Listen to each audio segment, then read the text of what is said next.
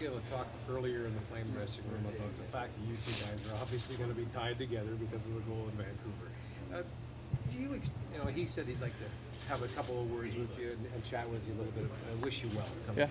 What's that? Does that mean anything special to you at all? Yeah, certainly. I mean, I grew up watching him, so to have the chance to play with him, to be kind of together on that goal was pretty special, and yeah, it's always nice seeing those guys as competitive as it gets.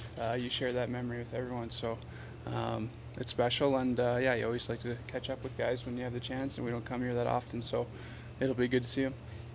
We've got what? Go ahead, Roger. You've been asked 1,000 times about how you're doing, but when players like Jerome say, you know what, we want Sid back, we want him to know we want him back. Maybe not to play against him all the time, but we want him back. How does that affect you as an athlete, as a person, knowing that? Well, it's a compliment, and at the same time, you don't want to rush back because the guys want you back. But no, it's nice to get that kind of response, and trust me, I miss it, and I want to get back a lot, and I'm anxious to as well. So that being said, though, it certainly means a lot coming from him. Ask you again, just anything different from 2 days ago when everyone in Vancouver asked you how you're doing? No, all's been good though.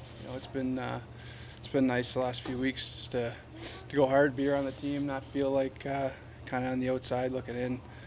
When you're hurt, sometimes it's tough to get around the guys, tough to kind of be in that normal environment. So yeah, I'm just happy to be kind of going hard out there and preparing to come back. What's the next milestone? What do you have to feel next? What do you have to? Probably contact.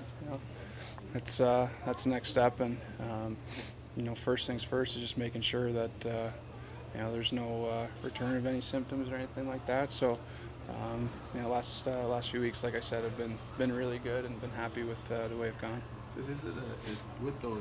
is it a progression every day, or are you where you need to be and it's just conditioning, contact, you know what I mean, or do you need to progress more with No, I think I've gone as hard as I can and tried to push it as much as I can, and have responded well. So yeah, I think it's just more of a matter of time than kind of pushing that next level. And I guess if there is a next level, like I said, it would be contact and how I respond to that. So everything else leading up to this point has gone really well. How do you take that step? Do you have to say I'm ready? Is there another test that you have to pass?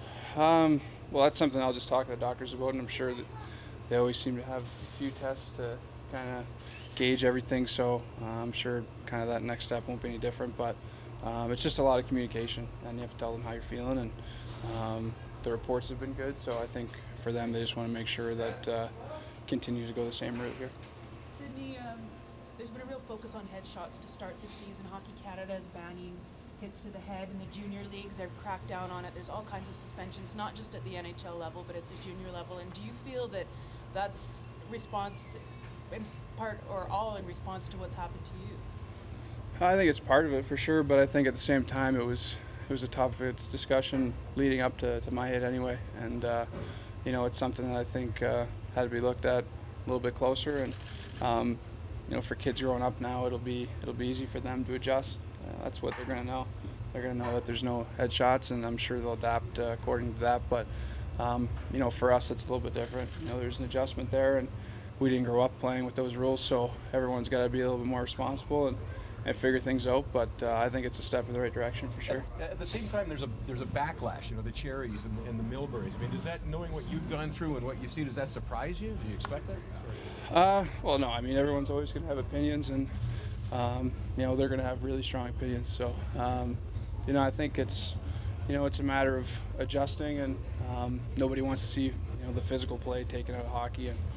And I said it before, but you talk about that stat. There's 50,000 hits a year, and talking about taking out maybe 50. So, I don't think we're changing the game. Game's faster probably than it's ever been, and guys have to make sure that they're smart and responsible. But it's still a pretty good product out there, and I think everyone can agree with that. So have you noticed a difference at all in Malkin? I mean, even ripples about workouts in the summer have come out here. It's hard to believe that he could increase his leadership after winning the Conn Smythe, but is there a difference in him this year in terms of?